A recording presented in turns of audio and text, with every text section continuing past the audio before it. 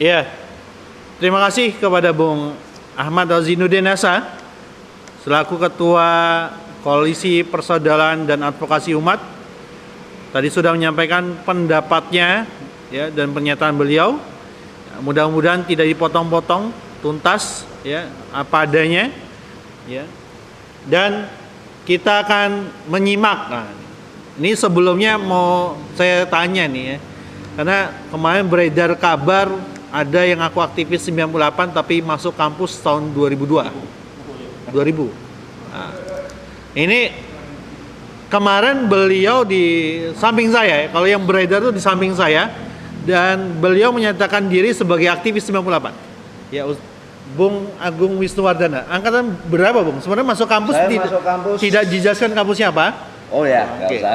Biarkan netizen mencari-cari. Saya 96. 96. Kampus. Berarti betul-betul terlibat dalam aktivitas mahasiswa ya waktu itu ya. Oke, silakan Bung. Ini biasanya data dari aktivis 98 ini cakep-cakep ya seperti orangnya ya. Dan bagus-bagus ya. Yang memberikan data kita semakin mengerti kenapa kita harus memahami tentang ibu kota Nusantara. Ibu kota negara. Bingung juga ya. Namanya Nusantara apa negara? Oke. Tapi tidak perlu kita itu ya. Kita langsung saja kepada Bung Agung Wisnuwardana. Silakan, Bu. Oke, mic-nya taruh sini, bisa? Bisa. Aman? Oke. Aman. Kayaknya lebih nyaman taruh sini. Oh, Nah, lebih enak ya. Baik. Bismillahirrahmanirrahim. Assalamualaikum warahmatullahi wabarakatuh. Waalaikumsalam warahmatullahi wabarakatuh. Alhamdulillahirabbil alamin. Segala puji hanyalah untuk Allah seru sekalian alam. Allahumma shalli wa sallim wa barik ala Muhammad wa ala ali Muhammad. Saudara-saudaraku sekalian, di seluruh pelosok negeri ini dari Sabang sampai Merauke, semua yang mendengar siaran ini, baik siaran langsung maupun nanti siaran relay yang akan dilakukan oleh banyak channel, semoga kebahagiaan selalu bersama Anda. Semoga semangat perjuangan tidak pernah padam dalam diri yang ada di sini. Takbir. Takbir. Dan juga semoga semangat perjuangan tidak lekang oleh waktu pada seluruh rakyat Indonesia yang tidak menginginkan penjajahan terus hadir di negeri ini. Setuju? Setuju. Oke. Saya akan sedikit mereview baru kemudian masuk pada poin yang saya ingin sampaikan. Ada banyak alasan kemarin kenapa kita menolak pemindahan ibu kota dari Jakarta ke Kalimantan Timur. Bukan karena kita benci Kalimantan Timur, bukan. Bukan kita benci pada rakyat Kalimantan Timur, bukan. Bukan kita benci pada alam Kalimantan Timur, bukan. Banyak alasan kemarin kita simpulkan, kita sampaikan. Ada dua yang sangat penting yang saya ingin review. Yang pertama adalah bahwa pemindahan ibu kota dari Jakarta ke Kalimantan Timur, Penajam Pasir Utara dan sebagiannya di Kutai Kartanegara, ini syarat kepentingan para oligark. Sudah clear. Dari mana itu?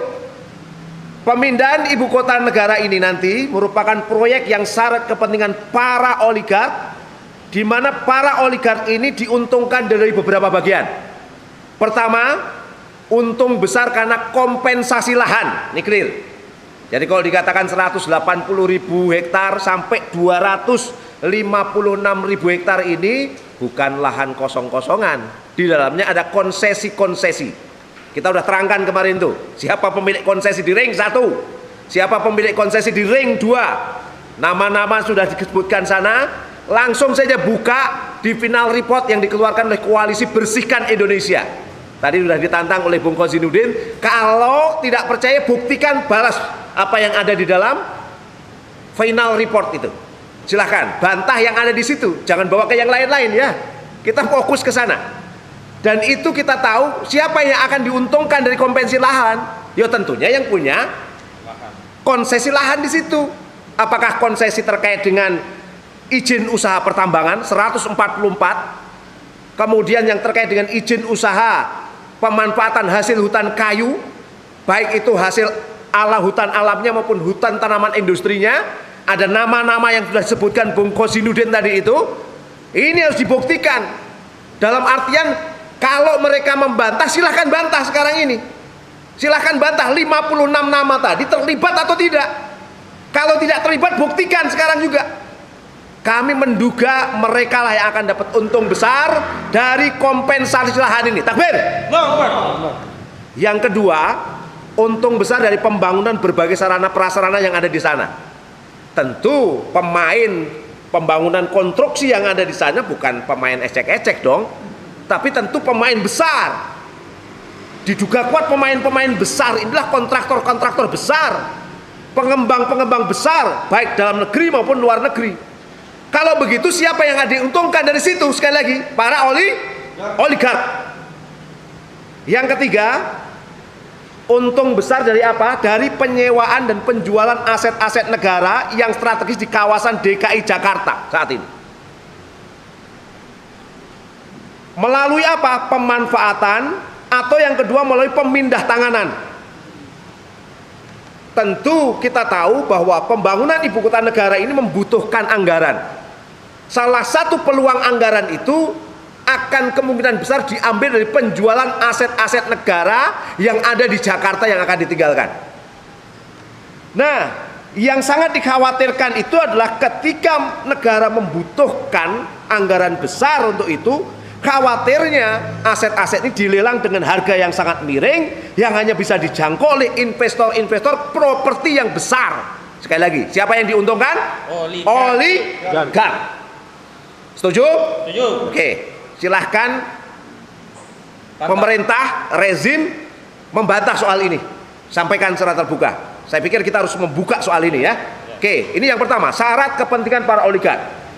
Yang kedua, kita khawatir sekali karena kebutuhan anggaran itu naik memang sampai 19%, 53%, 53% dibantah lagi oleh pemerintah jadi 26% misalnya. Tentu berarti selebihnya ada 70% atau sampai 80% akan melibatkan swasta. Khawatir kami adalah ketika melibatkan pihak asing. Ketika pihak asing yang terlibat, maka saudara-saudara sekalian, yang diuntungkan aspek ekonomi dan ini akan berisiko untuk kedaulatan negeri ini, saudara. Takbir. Ini yang sangat mengerikan sekali. Catatan kami beberapa waktu yang lalu, sebelum hari ini ya, tentu kami berikan catatan. Ruang pemerintah pada sektor swasta, termasuk dalamnya asing, sangat luas. Mulai dari konsep desain sampai ke pembiayaan infrastrukturnya. Misalnya, Menteri Koordinator Bidang Kemaritiman dan Investasi Luhut Binsar Panjaitan mengatakan telah memilih konsultan dari Cina dan Jepang untuk membantu pekerjaan desain awal. Desain saja butuh asing, Masya Allah ya. Kemudian yang kedua, pihak Amerika Serikat menurut Luhut Binsar Panjaitan sangat tertarik pada rencana Indonesia untuk memindahkan ibu kotanya ke Kalimantan. Berdasarkan keterangan Kementerian PUPR, Cina telah mencari peluang untuk merancang landscape perkotaan dan pengelolaan air, sementara Amerika Serikat ingin membantu membangun infrastruktur seperti jalan dan jembatan. Jadi kalau kemarin ada yang bilang, oh ini hanya negara tertentu, Cina tidak, Cina ada masuk. Peluangnya akan masuk ke situ juga muncul. Amerika Serikat pun akan berpeluang di situ, dan ini yang menyampaikanlah Kementerian PUPR beberapa waktu yang lalu. Memang betul bahwa kemudian Menteri Investasi Bahlil Lahadalia itu menyampaikan bahwa pemerintah Uni Emirat Arab menyiapkan investasi senilai 10 miliar US dollar. Itu memang disampaikan. Menurut dia, komitmen investasi Uni Emirat Arab pada ibu kota baru ini akan masuk melalui lembaga pengelola investasi. Oke. Walaupun saat ini sepi, saya katakan, sepi dari apa? Info lanjutan tentang hal ini. Sampai detik ini belum ada investor yang kemudian benar-benar memastikan ingin masuk, investor asing yang ingin masuk ke sana. Tapi oke, kalaupun belum, ketika nanti gedung-gedung itu, infrastruktur itu, bangunan-bangunannya, berbagai aspeknya, anggap saja misalnya sampai 80% didanai oleh asing, Kira-kira kedaulatan kita ini di mana, saudara-saudara sekalian? Kira-kira kedaulatan kita itu tinggi atau rendah, saudara sekalian? Rendah. Kalau rendah, ini pengkhianatan atau tidak, saudara? Pengkhianatan tidak, saudara? Ini luar biasa menurut saya. Ini yang sangat mengerikan dalam konteks kita hari ini. Walaupun sekali lagi masih sepi, ada info, ada rumor yang berkembang bahwa para investor ini takut dengan turnover oleh Cina nantinya. Khawatir gitu loh. Nanti tiba-tiba disepak Cina yang masuk. Mohon maaf, kayak kereta cepat, kereta Cina. Kereta cepat, khawatirnya. Atau jangan-jangan memang tidak menguntungkan. Kalau tidak menguntungkan berarti kemungkinan proyek itu akan mangkrak. Kalau mangkrak, siapa yang dirugikan, saudara? Rakyat. Siapa yang untung, saudara? Oligarki. Asing dan asing tentunya nanti. Oke, baik. Sekarang kita bicara skema pembiayaan. Ini yang sangat lucu.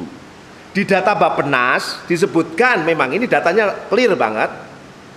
Di awal disebutkan bahwa APBN 19,2%. KPBU sistem ya, kerjasama pemerintah dengan badan usaha itu 54,6%. Kemudian swasta murni ini adalah 26,2%. Dalam perkembangannya ketika rame pansus lagi diskusi, pemerintah menaikkan 53%. Kemudian pemerintah bantah lagi, enggak kok, berapa? Di data website IKN disebutkan 26%. Ini kayak main-main gitu loh. Anggaran dibuat main-main. Makanya kapan waktu ada DPR yang mulai protes tuh. Protesnya apa? Enggak jelas nih anggarannya nih, ya. Anggaran untuk IKN ini enggak jelas. Waduh, gimana nih, Masya Allah ya. Untuk sebuah proyek yang sangat besar, kontribusinya yang tidak clear. Nah, saudara-saudaraku sekalian, poin yang ingin saya catatkan di sini begini. Kalau kemudian APBN itu mau sedikit mau banyak, anggap saja naik 53%. Kira-kira APBN kita itu biasanya isinya dari apa sih? Pajak. Kalau nggak pajak, utang. Kalau nggak pajak, utang. Oke. Maka kemarin muncul satu wacana dari Bu Sri Mulyani bahwa akan ada wacana dari rezim negeri ini untuk memberikan pajak khusus pada rakyat untuk pembangunan IKN. Ini kira-kira dolim tidak, saudara? Dolim tidak, saudara? Luar biasa. Kemudian kalau utang luar negeri, misalnya saja nambah utang kita sekarang udah berapa sih? Udah 6.700 triliun lebih. Nambah utang lagi misalnya tahun ini 500 triliun, nambah berapa? Berarti sudah jadi 7.000 triliun lebih. Nambah lagi nanti berikutnya. Sekarang pertanyaan, sing bayar utang sopo? Rakyat atau Jokowi, saudara? Rakyat atau DPR, saudara? Kalau rakyat berarti ini dolim tidak, saudara? Dolim, saudara sekalian. Apalagi di catatan saya, utang Indonesia dari mulai 2000 sampai 2020 itu naik 422%. 422%. Sementara kemiskinannya hanya turun 29%. Utangnya naik 422%, miskinnya hanya turun 29%. Sementara total bayar bunga utang dalam dan luar negeri itu sampai 2.672 triliun rupiah. Sekarang pertanyaan saya, dari utang itu saya untung sopo? Rakyat itu yang miskin, yang berkurang banyak atau sedikit kira-kira? Sedikit, nggak terbanding. Nah ini kalau kita lihat, udah beban utang, kemiskinan juga tidak berkurang secara signifikan. Ini yang nggak ngeri. Dan terus terang saya kemarin sampaikan, ada persoalan ini bukan sekedar hitung-hitungan utang. Persoalan ini tanggung jawab di hadapan Allah Subhanahu wa taala. Utang ini ada ribanya. Sementara riba itu ya, itu yang paling rendah aja dosanya seperti menzinai ibunya sendiri. Itu hanya 2 dirham. Bayangkan kalau jumlah utangnya sampai ribuan triliun, kira-kira ini sebuah kedoliman yang sangat nyata tidak, saudaraku sekalian? Luar biasa ini. Sementara Allah Subhanahu melaknat yang semikian ini. Allah menghalalkan jual beli tapi mengharamkan riba. Kalau Allah sudah mengharamkan, maslahat atau madorot saudara? Maslahat atau madorot saudara? Kalau pemimpinnya sudah membuat madorot, ini kira-kira yang hancur rakyatnya atau DPR-nya saudara? Rakyatnya. Udah, ini sebuah, ya Allah, naudzubillah min dzalik. Sudahlah utang ribawi, Allah nggak ridho. Kemudian pajak mendolimi rakyat, Allah juga nggak ridho. Kira-kira rezim negeri ini diridhoi Allah tidak? Tidak. Allahu Akbar. Naudzubillah min dzalik. Oke. Terus kemudian anggap saja Pak Agung itu saya kurangi deh APBN-nya nggak banyak-banyak, balik lagi 19%. Berarti sisanya berapa? 80% akan dibuka untuk investasi asing.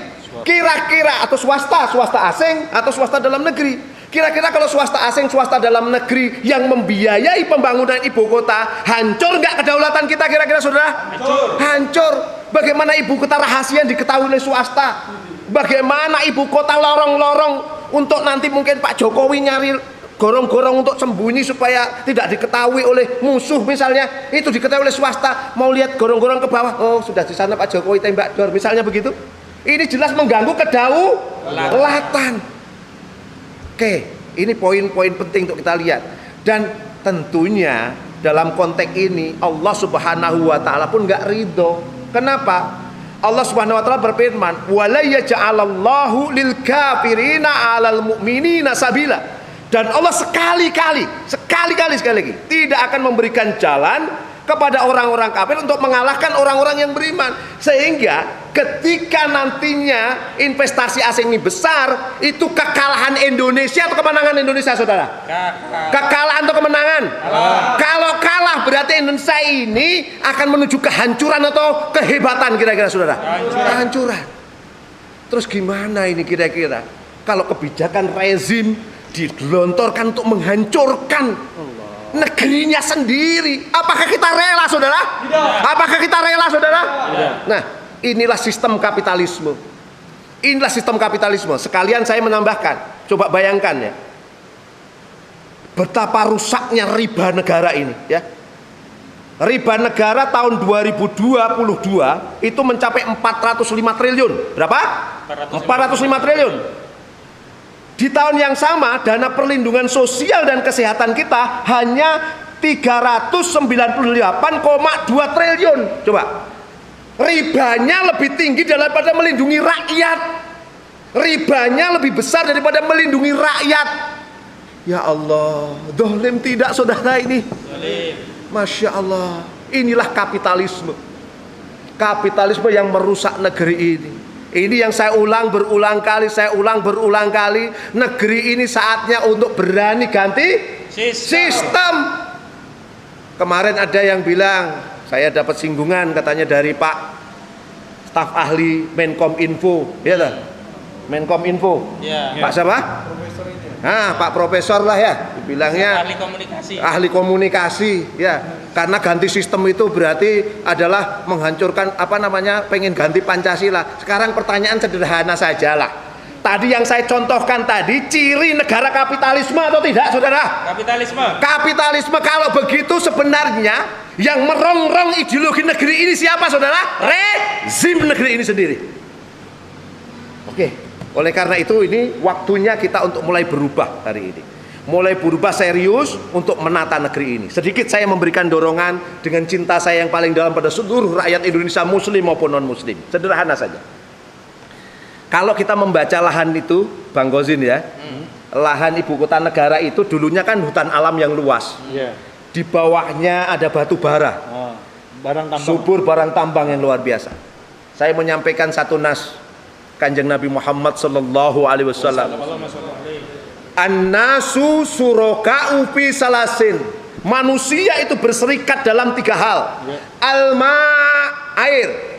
Wal kala, padang penggembalaan. Wan nar, api. Sumber daya air itu milik umum, haram diberikan pada swasta. Haram diberikan pada Hasim Joyo Hatikusumo. Haram konsesinya diberikan keistimewaan pada Sukanto Tanoto. Haram keistimewaan lahan tersebut diberikan pada Luhut bin Sarpanjaitan dan lain sebagainya. Kenapa? Dalam pandangan Islam itu adalah milik semua rakyat Indonesia, muslim maupun non muslim. Termasuk yang di Kalimantan, masyarakat adat. Ya Allah, dengan cinta saya yang paling dalam pada Anda, ini kami hadir. Tidak ada keinginan untuk menyudutkan Kalimantan atau masyarakat adat. Kami hadir bersama Anda untuk agar kesejahteraan itu sampai pada Anda. Jangan sampai oligarki yang memanfaatkan Anda untuk mereka mengeruk kekayaan di negeri Anda. Takbir, saudara. Nah, sumber daya air, sumber daya alam yang melimpah termasuk mineral, batu bara, itu dalam pandangan Islam milik umum.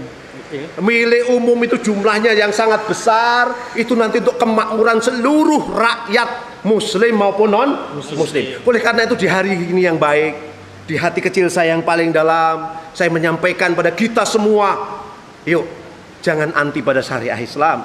Insya Allah syariah ini akan membawa barokah buat semua, lil alamin, rahmatan lil alamin, rahmat bagi seluruh alam, termasuk manusia muslim maupun non muslim. Minta semuanya angkat tangan semuanya, teman-teman sekalian. Genggam tangan semuanya, ikuti kata-kata saya. Hari ini demi Allah dan Rasulullah, kami yakin bahwa pemindahan ibu kota negara dari Jakarta ke Kalimantan Timur adalah kedoliman hanya demi kepentingan para oligarki asing dan asing. Oleh karena itu, mari kita kembalikan pengaturan semuanya pada syariah Allah untuk kemaslahatan muslim maupun non muslim. Barakallahu fikum. Assalamualaikum warahmatullahi wabarakatuh. Waalaikumsalam warahmatullahi wabarakatuh.